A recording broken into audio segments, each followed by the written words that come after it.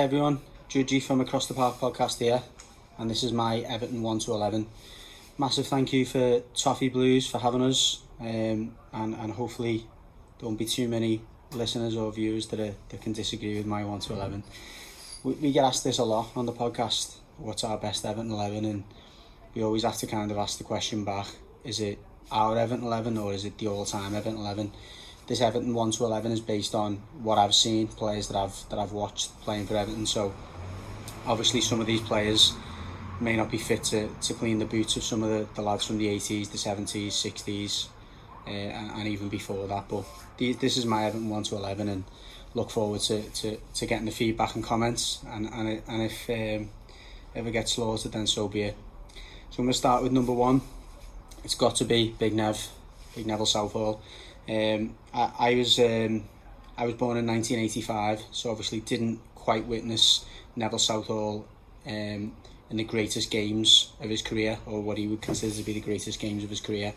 I did see him a lot in the early 90s and seen him go right up to, it must have been about 36, 37 in Everton shirt, but incredible goalkeeper. Even when he'd put some of the weight on, some of the saves he was able to pull off, the way he commanded his area, the way he was vocal from the back, he was like a captain even when he wasn't a captain.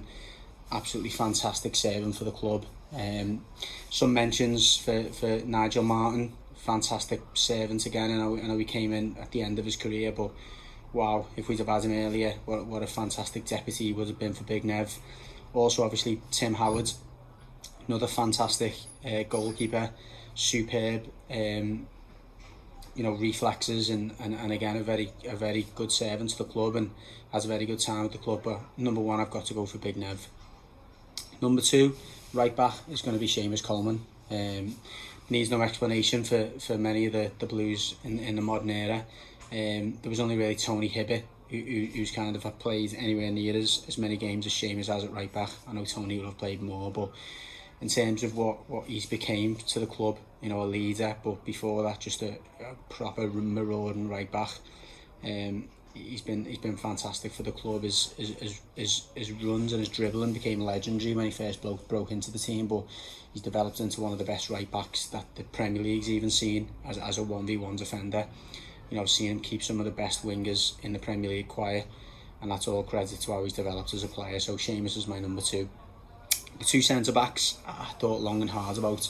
The first one was probably, my easiest pick, and that was Phil Jagielka.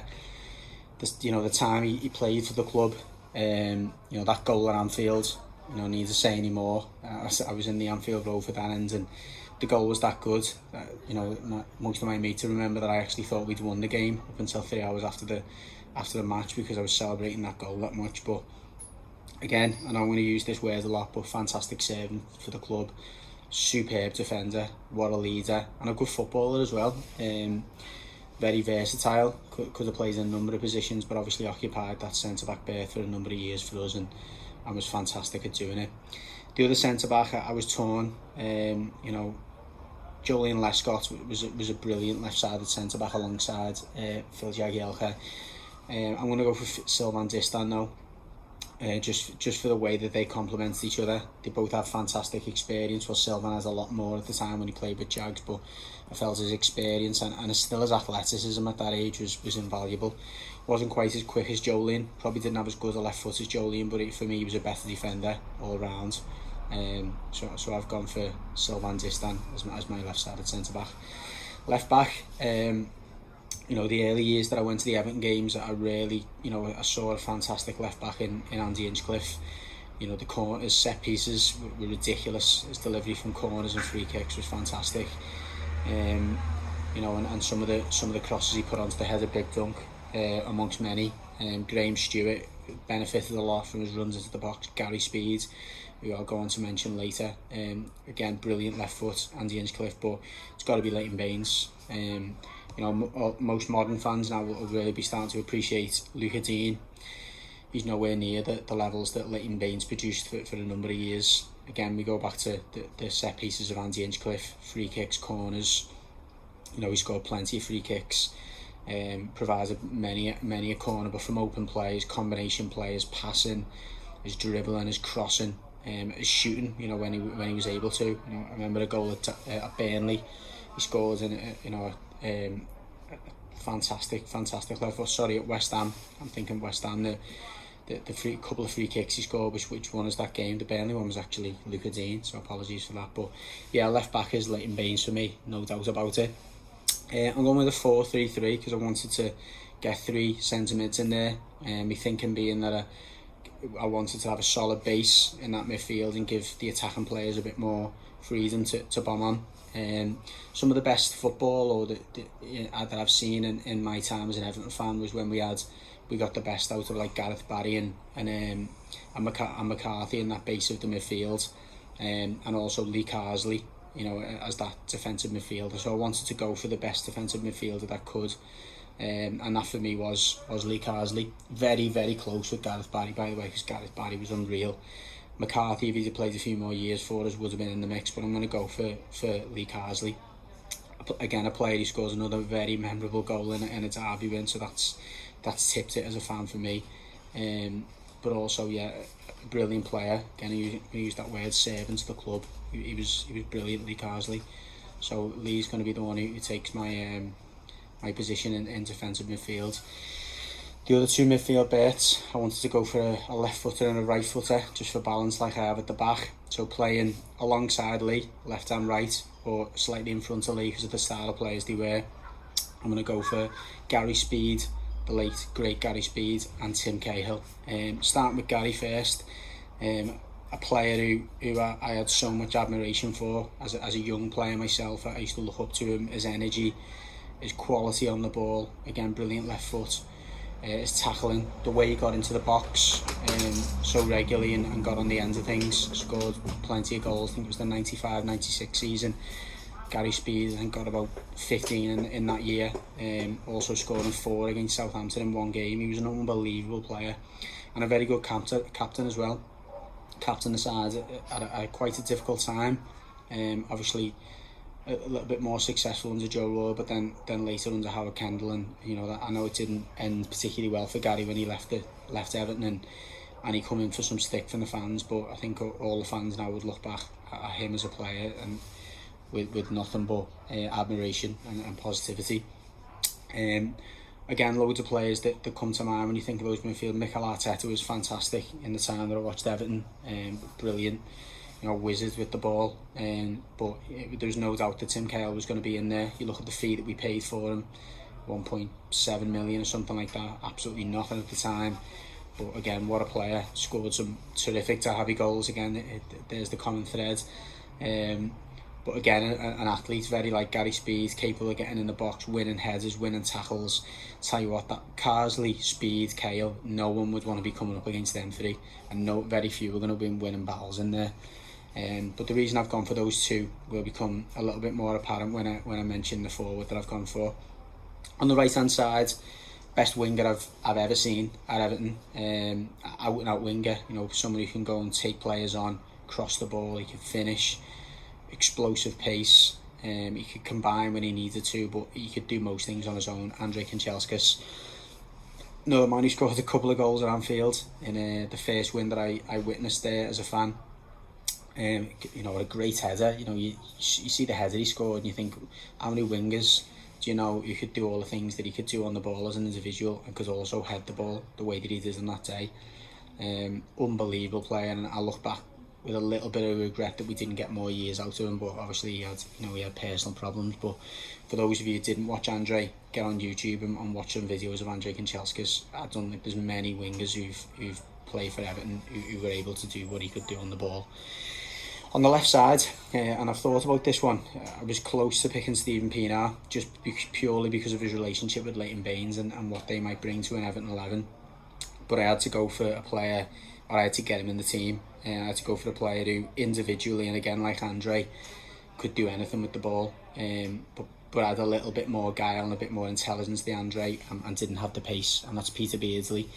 A player who crossed the divide, if you like, across the park, a player that we let go too early.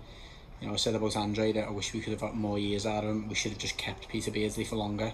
You know, look at what he's done at Newcastle after he played for us. But one of the best players this country's ever produced, and we were lucky to have him.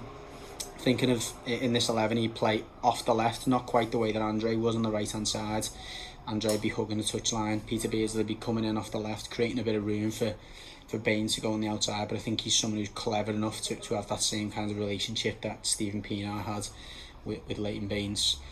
And the final one, the number 9, the most difficult one, because, you know, if you're just talking about legends at the club, you know, Duncan walks in there, Kevin Campbell, I've seen have one of the best purple patches any Everton players ever has, and got us out of massive trouble. And again, another great servant of the club. You know, Romelu Lukaku in recent years, and you know, he's gone on to be a top striker, but let's not forget that he had some really good years for us. The only thing that tipped it away from Rom for me is he never scores enough in big games. Scores a lot of goals in 3-0, 4-0 victories. Top striker, don't get me wrong, he has everything, but I don't think we quite got him at his best, the way that Inter Milan have since. So I've gone for Tony Cottee. You know, no, we don't need to talk too much about Tony Cottee's goal scoring ability, but you know, he's just a fox in the box, wasn't he? He's a proper goal scorer. You know, Andy Johnson kind of come in, and anyone who's a little bit younger would remember how good Andy Johnson was in and around the box. You know, when the ball come in the box, he come alive.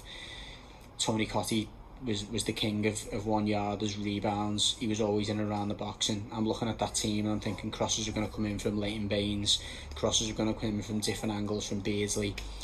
Kanchelskis will be constantly hitting the byline, Seamus Coleman will be overlapping, there'll be loads of things coming in the box. Cahill and Speed will be getting on the ends of things. You need someone sniffing around the goalie to get on the end of it, and there was no one better for me than Tony Cottee. I just missed like the likes of Graham Sharp and Andy Gray and even Gary Lineker, so I missed out on some top strikers there. And I know a lot of people will be saying, why can't you pick, how have you not picked Duncan?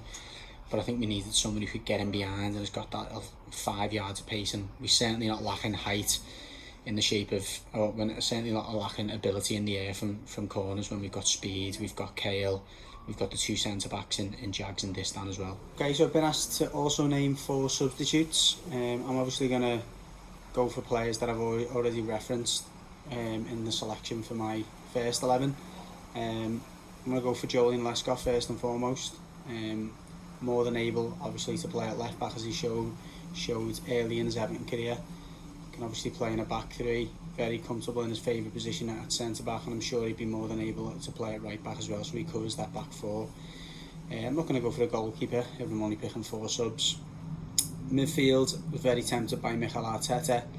I'm going to go for Mikel Arteta. I was going to say Marouane Fellaini, because I thought, you know, if you want someone to come off the bench and make a difference, you could throw him up top, you could throw him, you know, attacking midfield, you can throw him defensive midfield. But no, I'm gonna go for Mikel Arteta. Could easily have got in that 11, particularly if he plays a different formation. But terrific player for Everton, can play anywhere across that midfield really. But if we're playing a midfield 3, he could sit deep if he wanted him to. He could play, you know, as a box-to-box midfielder, and he could certainly be a very good playmaker, and you know, could open up doors if we needed to. The other 2 players I'm going to go for, Stephen Pienaar. As I said, he was unfortunate to miss out. I went for Beardsley just on pure ability, but his relationship with Baines and the impact that had on the team was undeniable. And finally, the forward is going to be Romelu Lukaku. Again, you know, pound for pound, is he a better player than Tony Cottee? Probably. Within my team, I was looking for the out-and-out goal scorer, and for me, Cottee pips him, to that extent. But you know, what a player Romelu was on his day, and continues to be. He's obviously on the verge of another big move at the moment, and one of the best strikers in world football at the moment. So Romelu Lukaku would be my pick to cover the forward line. Okay, hopefully you enjoyed my Everton 11.